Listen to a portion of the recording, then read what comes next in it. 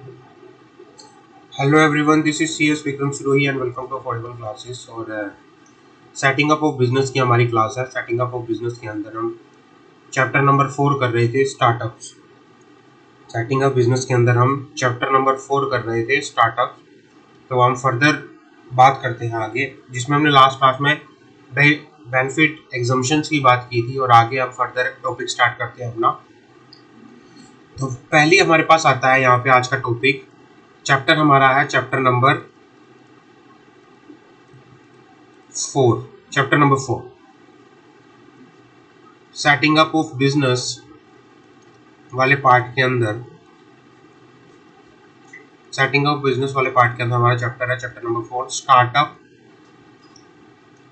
And it is registration. तो chapter number 1 हमारा है, इस वाले टॉपिक में हमारा टॉपिक नंबर 1 है एग्जम्पशन। क्या है स्टार्टअप को?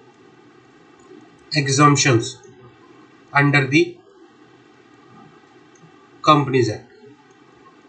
कंपनीज एक्ट के अंदर एग्जम्पशन क्या है? हर एक चैप्टर वाइज जो 29 चैप्टर्स हैं हमारे कंपनी के, कंपनीज एक्ट के अंदर हमारे कंपनीज एक्ट में जो बेयर एक्ट है उसमें चैप्टर जो है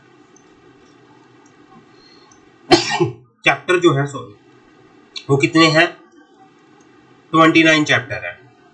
कितने हैं? 29 चैप्टर है टोटल चैप्टर हमारे।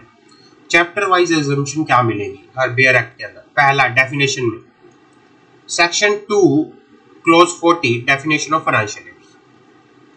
जो स्टार्टअप कंपनी है उसकी डेफिनेशन के अंदर जो फाइनेंशियल ईयर की हम जो फाइनेंशियल स्टेटमेंट की हम डेफिनेशन देते हैं, फाइनेंशियल स्टेटमेंट की definition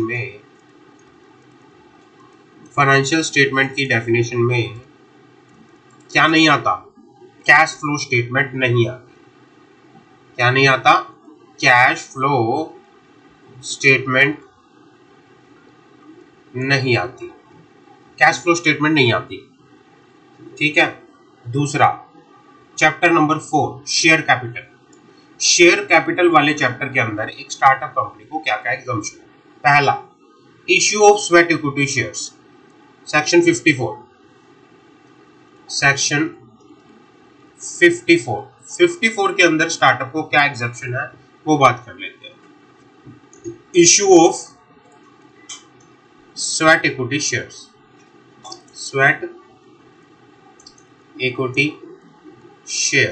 issue of sweat equity shares. A startup company may issue sweat equity share not exceeding 50%। ये कहना चाह रहा है स्टार्टअप कंपनी जो है वो स्वेट इक्विटी शेयर इशू कर सकती है, बट वो 50% से ज्यादा नहीं होना चाहिए। Not exceeding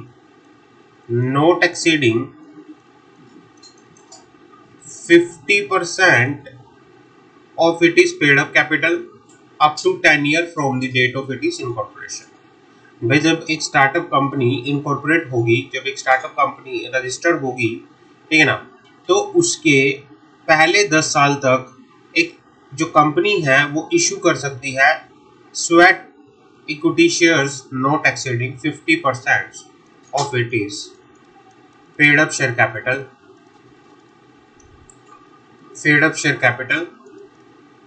and free reserve. Paid up share capital का जो भी है उसका 50% से ज्यादा एक स्टार्टअप कंपनी क्या नहीं इशू कर सकती? स्वेट इक्विटी शेयर इशू नहीं कर सकती। ये बात लिखी हुई है सेक्शन 54 के अंदर। अब बात करते हैं सेक्शन 62 की। आगे आ जाते हैं सेक्शन 62 के अंदर क्या एग्जम्पशन है। Section 62, further issue of shares. Section 62, further issue of shares। For the purpose of section 61 subsection 1 clause B, employee doesn't include। Employee की डेफिनेशन में अगर मैं स्टार्टअप कंपनी के लिए बात करूं तो स्टार्टअप कंपनी में एम्प्लॉई की डेफिनेशन में क्या इंक्लूड नहीं होता? एम्प्लॉय डज नॉट इंक्लूड, क्या इंक्लूड नहीं होता एम्प्लॉय की डेफिनेशन में? एम्प्लॉय हु इज प्रमोटर और person belonging to the promoter group. ये कहना चाह रहा है कि भी कोई भी एम्प्लॉय है जो कि क्या है, प्रमोटर है, या कोई भी ऐसा पर्सन है जो प्रमोटर ग्रुप से बिलोंग करता है, तो वो एम्प्लॉय की डेफिनेशन में नहीं आता, स्टार्टअप कंपनी के एम्प्लॉय की डेफिनेशन में नहीं आता। कोई भी एम्प्लॉय जो प्रमोटर है, कोई भी एम्प्लॉय जो क्या है, प्रोमोटर है, या फिर person belonging to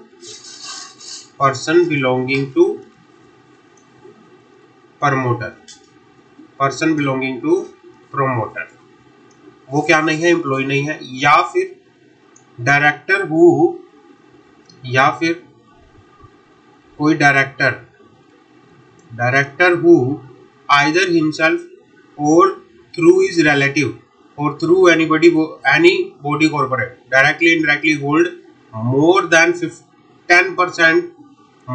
10% of the outstanding equity shares of the company. या कोई भी डायरेक्टर हो गया who either himself या through his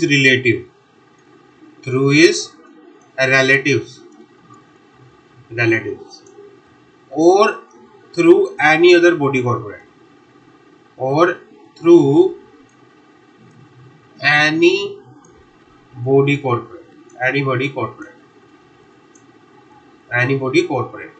जो क्या करता है, डायरेक्टली या फिर इनडायरेक्टली होल्ड करता है, जो क्या करता है, डायरेक्टली या फिर इनडायरेक्टली क्या करता है, होल्ड करता है। क्या होल्ड करता है? More than 10% of the outstanding equity shares.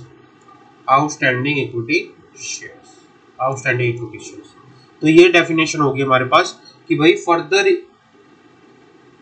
Issue of share capital जो अगर मैं बात करूं, एम्प्लॉय में कौन कौन नहीं आएगा? कोई भी एम्प्लॉय है जो प्रमोटर है, या कोई भी एम्प्लॉय है जो डायरेक्टर है, हु आइदर हिमसेल्फ या थ्रू एनीबॉडी या अपने रिलेटिव के साथ directly indirectly 10% of the outstanding equity shares क्या कर सकता है, होल्ड करके यहाँ पर चल सकता है। और जो ये डेफिनेशन है, इसके इनकॉर्पोरेशन से 10 साल तक क्या नहीं होगी,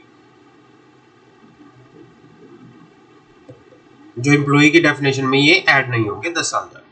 अब एक्सेप्टेंस ऑफ डिपॉजिट की बात कर लेते हैं। एक्सेप्टेंस ऑफ डिपॉजिट का चैप्टर नंबर 5 में क्या क्या एग्जम्पशन मिलती है एक स्टार्टअप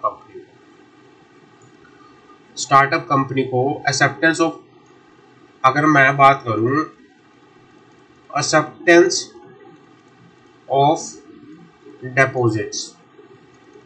ऑफ डिपॉजिट्स के अंदर एक स्टार्टअप कंपनी को क्या क्या एग्जम्पशन मिलती है। सेक्शन 73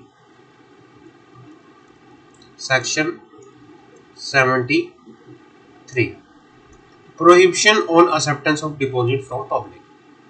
कहना चाह रहा है ये प्रोहिबिशन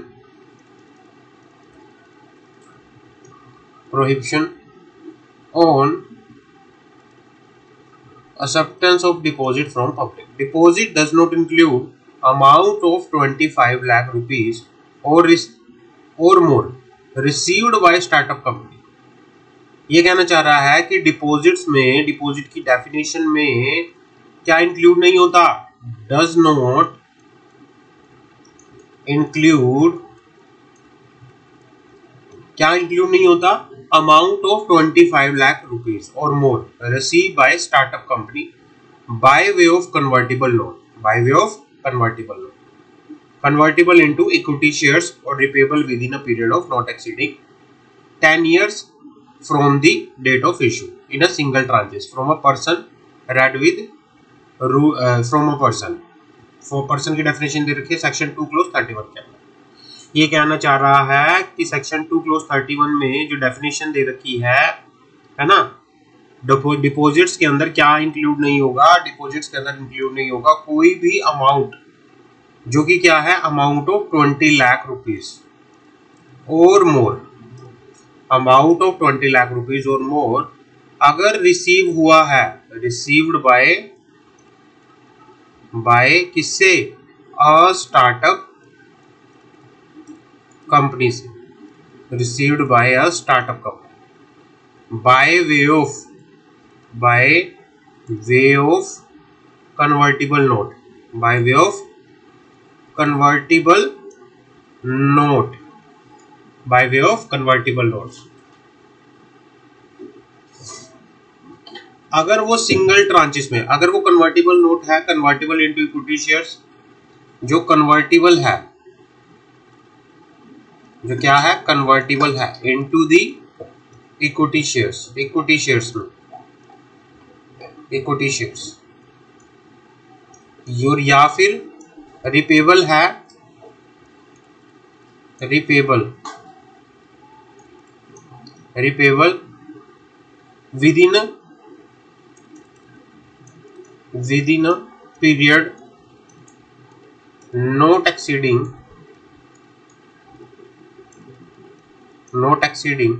10 years, 10 years। जो कन्वर्टिबल है इक्विटी शेयर्स के अंदर, या रिपेबल है 10 साल से, जिसका टाइम पीरियड ज्यादा ना है। अगर सिंगल ट्रांचेस के अंदर 25 लाख या 25 लाख से ज्यादा के इक्विटी शेयर्स अगर इशू हुए हैं, ठीक है ना, तो क्या होगा,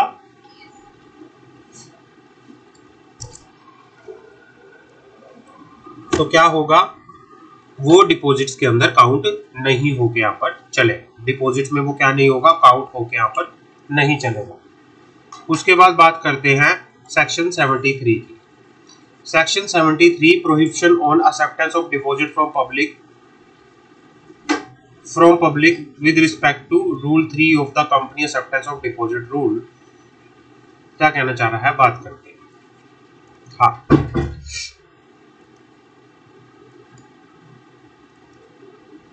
prohibition on acceptance of deposit from public, rule number 3, the maximum limit in respect of deposit to be accepted from member shall not apply to a private limited company। ये कहना चाह रहा है जो मैक्सिमम लिमिट है, maximum limit, जो maximum limit है in respect of deposit to be accepted from member shall not apply to a private company. जो लिमिट है, मैक्सिमम लिमिट की, भाई मेंबर से कितना वो लगेगा, मतलब आप 100% जो डिपॉजिट्स है एक स्टार्टअप कंपनी क्या कर सकती है, 100% डिपॉजिट्स एक्सेप्ट कर सकती है, किससे, मेंबर से, मेंबर से। ये कहना चाह रहा है कि भाई जो मैक्सिमम लिमिट है जिससे डिपॉजिट एक्सेप्ट किया जा सकता है मेंबर से स्टार्टअप कंपनी के द्वारा, वहां पे कोई मैक्सिमम लिमिट नहीं है ना।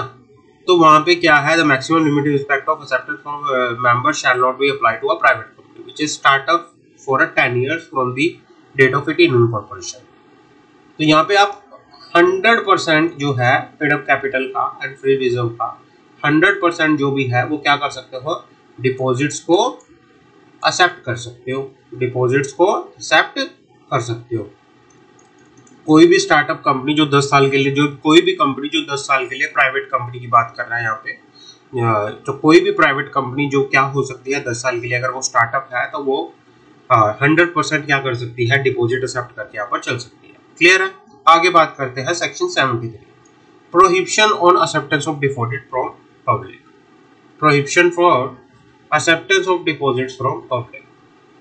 Clause A to E of subsection 2 of section 73 shall not apply to a private company which is a startup।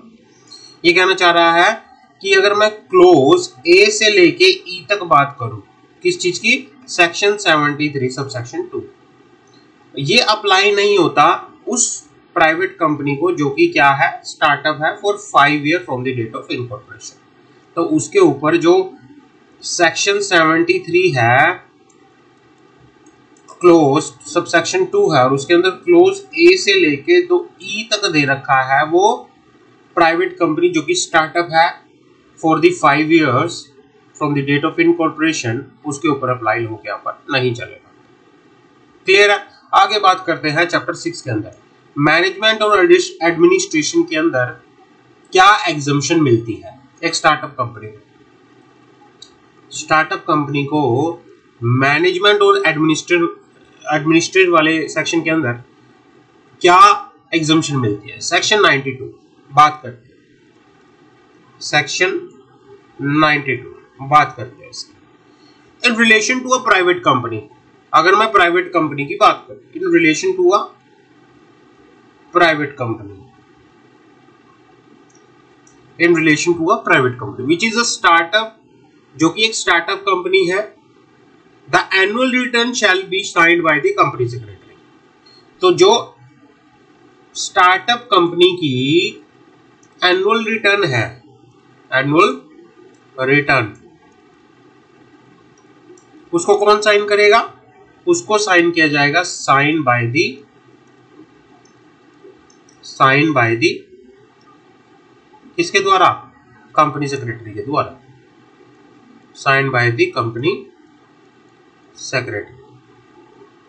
अगर आप एक स्टार्टअप कंपनी हो तो आपकी एनुअल रिटर्न को साइन किया जाएगा कंपनी सेक्रेटरी के द्वारा। और अगर कंपनी सेक्रेटरी नहीं है, अगर कंपनी सेक्रेटरी नहीं है तो फिर किसके द्वारा साइन किया जाएगा? डायरेक्टर के द्वारा। अगर no company secretary, then it is signed by the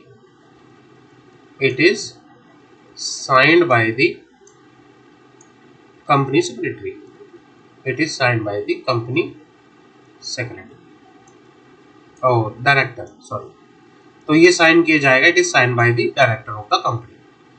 अगर कंपनी के अंदर कंपनी सेक्रेटरी नहीं है तो ये साइन की जाएगी डायरेक्टर के द्वारा। वैसे एनुअल रिटर्न को साइन कौन करेगा? एनुअल रिटर्न को साइन करेगा कंपनी सेक्रेटरी। अगर कंपनी सेक्रेटरी नहीं है तो कौन साइन करेगा? डायरेक्टर साइन करके यहाँ पर चलेगा। क्लियर है? आगे बढ़ते हैं। आगे एग्जम्पशन क्या मिलती है? ये हम सारी एग्जम्पशन की बात कर रहे हैं। कंपनीज एक्ट के अंदर एक स्टार्टअप कंपनी को क्या क्या एग्जम्पशन मिलती है? Minutes of meeting of boards and it is power. Chapter अगर मैं बात करूं 12 की, meeting of board and it is power, उसमें क्या एग्जम्पशन मिलती है? प्राइवेट कंपनी ये कहना चाह रहा है, अगर मैं बात करूं सेक्शन 73 की, सेक्शन 173 की अगर मैं बात करूं, ये कहना चाह रहा है अ private company which is a startup shall be deemed to have comply with the provision of complied with the provision of section 173। हम मानेंगे कि भाई एक प्राइवेट कंपनी ने सेक्शन 173 के, जो कि एक स्टार्टअप कंपनी है, उसने सेक्शन 173 की जो कंप्लायंस है उनको फुलफिल कर लिया है, अगर if at least one meeting of the board of directors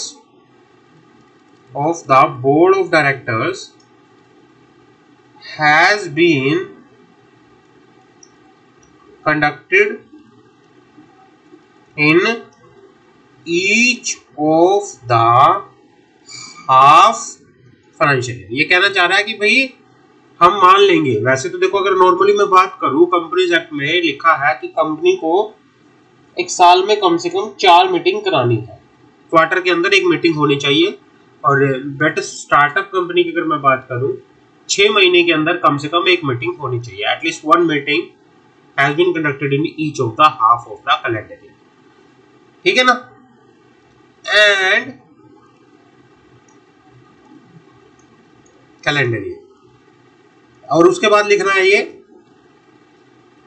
and the gap between the two meeting is not less than 90 days.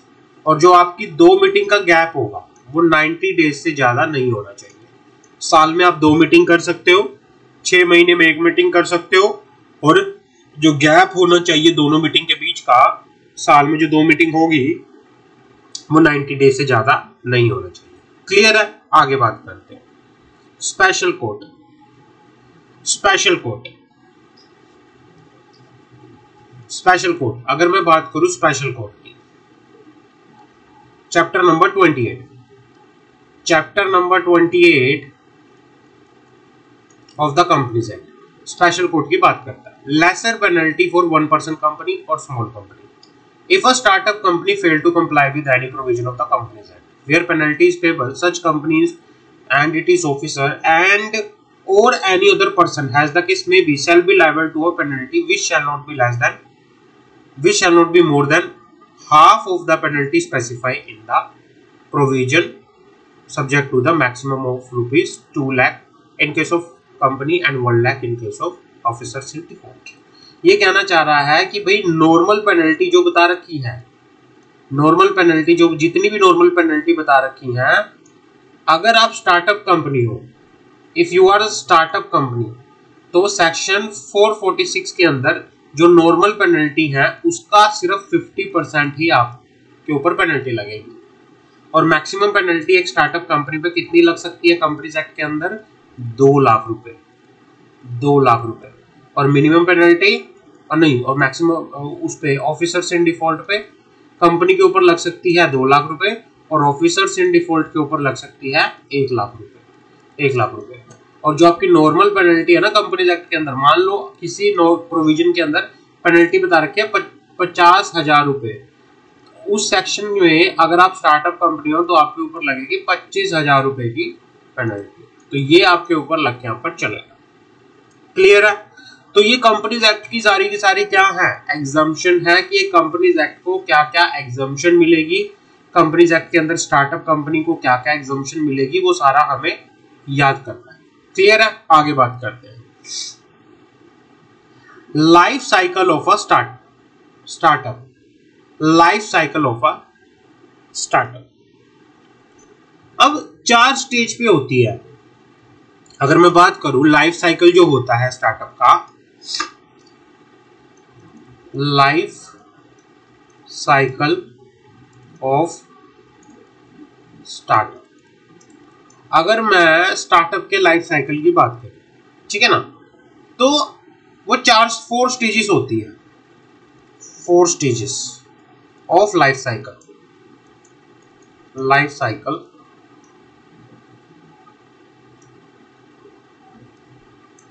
Of startup, 4 stage होती है। अब कौन कौन सी स्टेज है? पहली स्टेज है stage 1, ideation and development, ideation and development. Stage 2 है validation, validation. Stage 3 है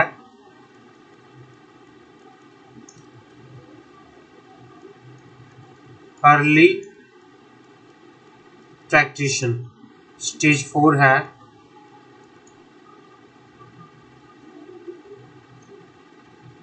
ग्रोथ, ग्रोथ। तो 4 स्टेज है हमारी यहाँ पे। Stage 1 ideation and development, stage 2 validation, stage 3 early traction and stage 4 growth. अब स्टेज 1 की बात करते हैं। Stage 1, stage 1 ideation and development. The first stage of the startup life cycle is ideation. जो पहली, अगर मैं बात करूं, the first stage of the startup life cycle is ideation. Ideation है the first stage of the startup life cycle is ideation. It is categorized by the importance of testing feasibility of the product service offered. ये कहना चाह रहा है कि भाई इसको categorise किया जाता है टेस्टिंग में कि एक प्रोडक्ट की क्या टेस्टिंग होती है, क्यों इंपॉर्टेंट है टेस्टिंग, ये वो वाली कैटेगरी है। At this stage, that governing a variety of opinion to further assess a business model take precedence. Testing the potential viability of entrepreneurial business can help answer larger questions about government aid, regulation and other aiding factors as the business inches to the next stage. Some overreaching consideration of the ideation and development are target करना market को, business model develop करना, team skills set करना। ये कहना चाह रहा है कि फर्स्ट वाली स्टेज के अंदर यहाँ पे बताया जाता है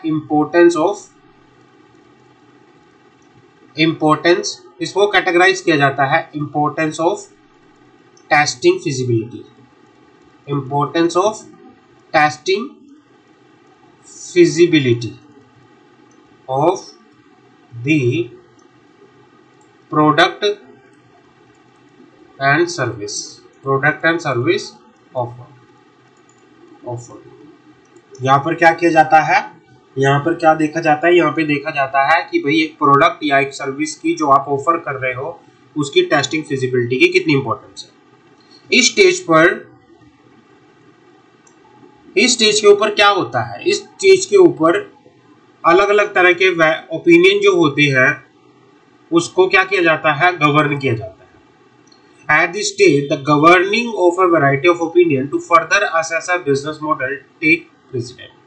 यहाँ पर क्या किया जाता है, जो गवर्न किया जाता है, किसको, governing of opinion, variety of opinions.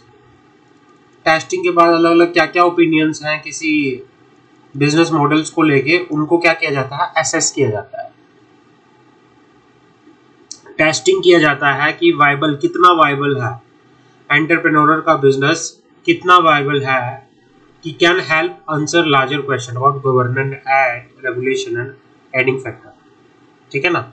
तो इसमें कुछ कंसिडरेशन जो डेवलपमेंट स्टेज पे, आइडिएशन और डेवलपमेंट स्टेज के ऊपर जो इम्पोर्टेंट कंसिडरेशन किए जाते हैं वो क्या है, मार्केट को टारगेट करना, कि कौन सी मार्केट को आप टारगेट कर रहे हैं, आपका बिजनेस मॉडल क्या है और आपके टीम के स्किल्स क्या क्या आपने सेट कर रखे हैं। क्लियर है। यहाँ पे हो गया आइडिया आना और आइडिया को क्या करना, डेवलप करना। कोई आइडिया आपने सोचा, उस आइडिया की आप रियलिटी में उसको डेवलप बिजनेस मॉडल में कैसे डेवलप कर रहे हो, टेस्टिंग के थ्रू आपने उसकी टेस्टिंग करी, ओपिनियन क्या आया, है ना, उस चीज में आप सारे का सारा ये स्टेज वन है। दूसरा वैलिडेशन, दूसरी स्टेज होती है वैलिडेशन। इसमें क्या होता है, once the entrepreneur evaluated feasibility of idea and highlight board skill business strategy. जब एक बार क्या होता है कि आपने आइडिया को देख लिया कि वो कितना फिजिबल है, आप उसको रियलिटी में ला सकते हो या नहीं ला सकते, वो एक बिजनेस मॉडल बन सकता है नहीं बन सकता, और उसको अगर आपने जो उसके ब्रॉड स्केल्स है, इंपॉर्टेंट फैक्टर्स है, उनको अगर आपने बिजनेस स्ट्रेटेजी को हाईलाइट कर लिया, ठीक है ना, उसके बाद होता है it is important to validate the product और सर्विस ऑफर। जो आप प्रोडक्ट को, जो आप सर्विस को क्या करना चाहते हो, ऑफर करना चाहते हो, उसकी वैलिडिटी चेक करना।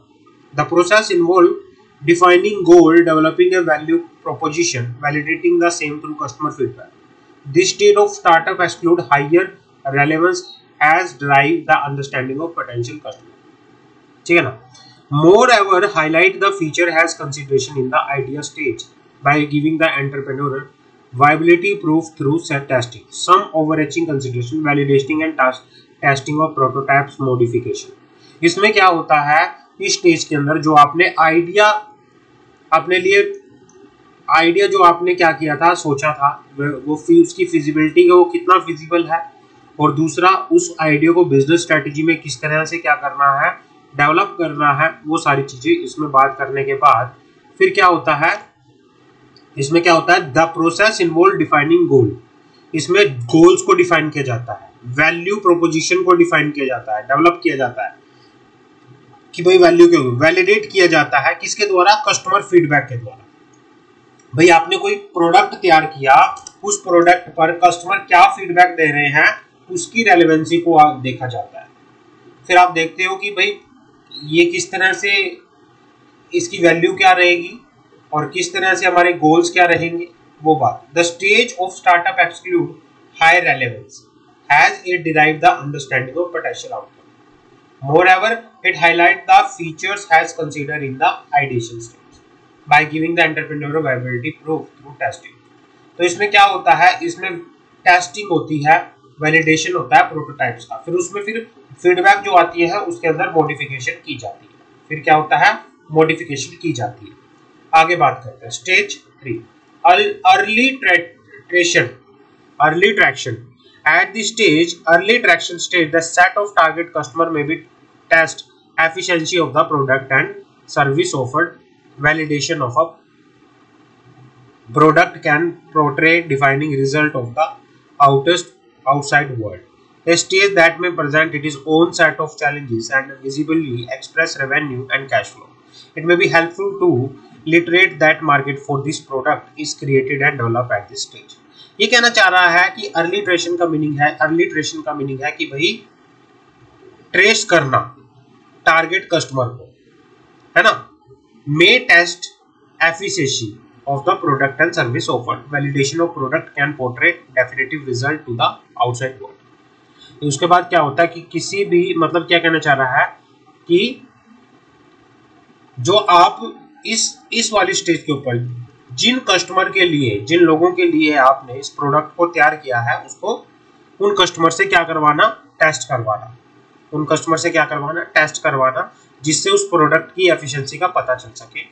उसमें इन्होंने अपने अपने लिए जो चैलेंजेस होते हैं, जो रेवेन्यू कैश फ्लो जो टारगेट किया होता है वो पता चलता है, और इस स्टेज में it will be helpful to illiterate the market कि भाई, और इस स्टेज के अंदर क्या होता है, मार्केट में लोगों को क्या करना, लिटरेट करना कि किस तरह से उस प्रोडक्ट को यूज किया जाएगा। अर्ली ट्रेशन का मीनिंग ये होता है। और पाइवटिंग क्या होता है, पाइवटिंग का मीनिंग होता है, पाइवटिंग का मीनिंग क्या होता है, pivoting in startup usually occur when company shift its business strategy to accommodate challenges in its industry, consumer preference and any other factor that impact it is bottom line। इसमें क्या करती है कंपनी, जो है shift कर देती है अपनी बिजनेस स्ट्रेटेजी को, शिफ्ट कर देती है अपनी कस्टमर की प्रेफरेंसेस को, या कोई भी ऐसा इंपॉर्टेंट फैक्टर जो कि बॉटम लाइन के लिए इम्पैक्ट करता है। It is essentially the process of a startup translating direct और indirect feedback into a change in its business model. ये कहना चाह रहा है कि जो भी एक स्टार्टअप कंपनी को फीडबैक मिलती है, कोई डायरेक्ट फीडबैक मिली, इनडायरेक्ट फीडबैक मिली, उसको कंसीडर करते हुए, उस चेंज को देखते हुए, उसको देखते हुए, फीडबैक को देखते हुए अपने बिजनेस मॉडल में क्या करती है, चेंज करती है। Most successful company go through several pivot to find product market fit.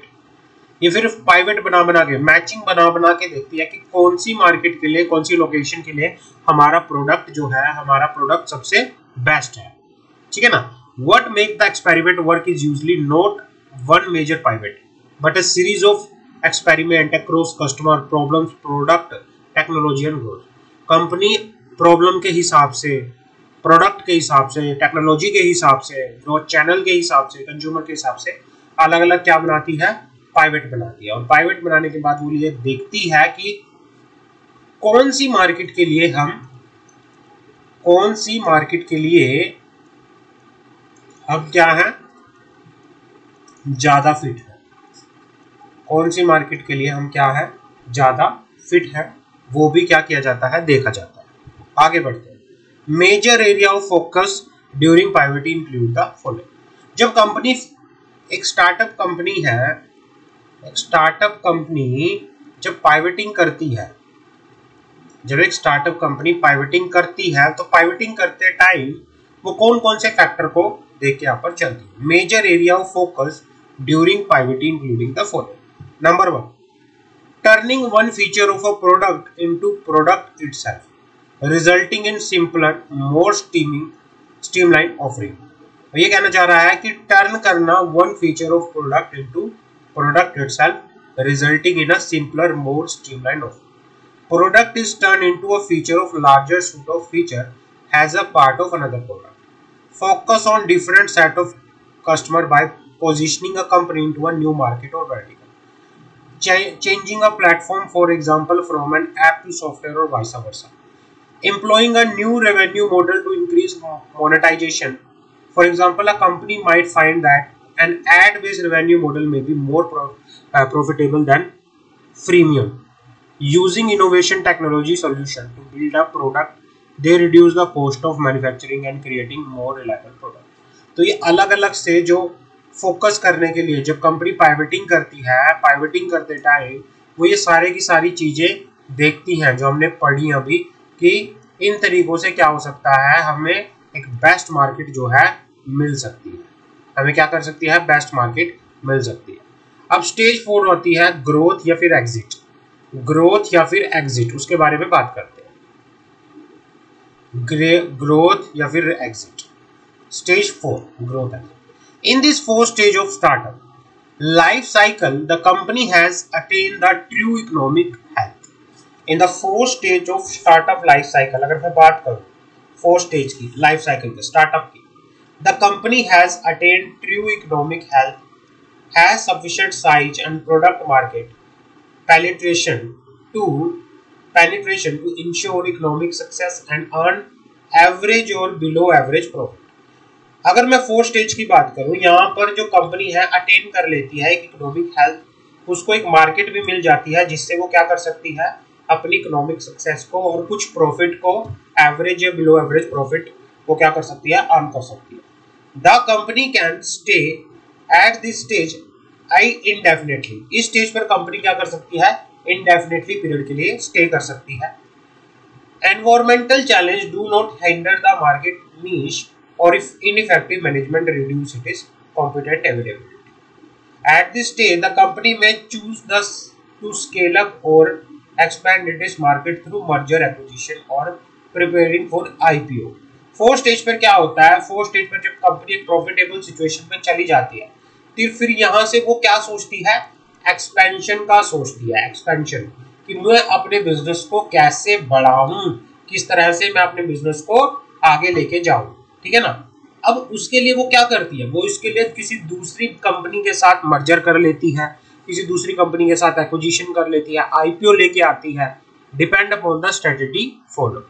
Some of the company are successfully able to sustain the growth, rapidly scaling their business to achieve valuation more than $1 billion and become unicorn. और जो भी company $1 billion का valuation achieve कर लेती है, $1 billion का जो भी कंपनी क्या कर लेती है, वैल्यूएशन अचीव कर लेती है, तो वो उसको क्या बोलते हैं, यूनिकॉर्न बोलते हैं, unicorn. These business offer ideal business for other startup across sector, और ये बिजनेस जो होते हैं एक आइडियल बिजनेस देते हैं जो दूसरे बिजनेस सेक्टर को एनकरेज करके यहाँ पर चलते हैं। तो ये स्टेजेस होती हैं कि भाई पहले आप आइडिया लेके आते हो, आइडिया को फिर आप डेवलप करते हो, उसका वैलिडेशन करते हो, वैलिडेशन के बाद आप उसके लिए फिर अर्ली इटरेशन करते हो, मार्केट देखते हो कि किस तरह से मार्केट को मैं देखूं, और वहां से अगर आपको एक सुटेबल मार्केट मिल जाती है, आप प्रॉफिटेबल स्केल में चले जाते हो, वहां से फिर आप एवेन्यू देखते हो कि मैं अपने बिजनेस को आगे कैसे बढ़ाऊं, ठीक है ना। तो ये सारी चीजें होती हैं एक